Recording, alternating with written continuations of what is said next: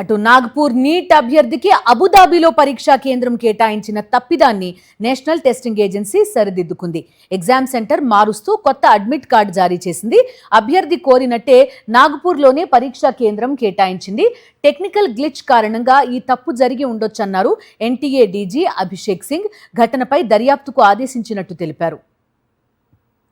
రేపు NEET UG re exam జరగనుండగా నాగపూర్కు చెందిన neat అభ్యర్థి అబ్దుల్లా అబుదాబిలో ఎగ్జామ్ సెంటర్ రావడం షాక్కి గురిచేసింది. నిన్న అడ్మిట్ కార్డ్ డౌన్లోడ్ చేసుకోగా పరీక్షా కేంద్రం అడ్రస్ అబుదాబిలో ఉంది.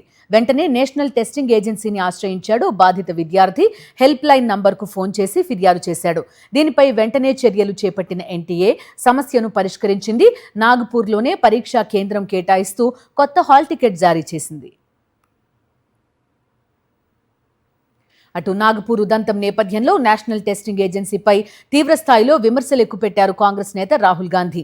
నీట్ అభ్యర్థులు వారి తల్లిదండ్రుల సహనాన్ని ఎన్టీఏ పరీక్షిస్తోందని మండిపడ్డారు. ఈ పరీక్ష నిర్వహించే హక్కు, అర్హత ఎన్టీఏకు లేవన్నారు రాహుల్ గాంధీ. ఈ వారంలోనే రాజస్థాన్లోని కోటాను ఆయన సందర్శించారు. నీట్ కోచింగ్ తీసుకుంటున్న అభ్యర్థులతో మాట్లాడారు. ఈ క్రమంలో దేశంలోని విద్యా వ్యవస్థ పరిస్థితులపై సీరియస్ కామెంట్స్ చేశారు రాహుల్ గాంధీ. ఇది ఎడ్యుకేషన్ సిస్టమ్ ఎంతమాత్రం కాదని, ఒక తరం మనీ, టైం, ప్రశాంతతను దోపిడీ చేయడమేనని ఆక్షేపించారు.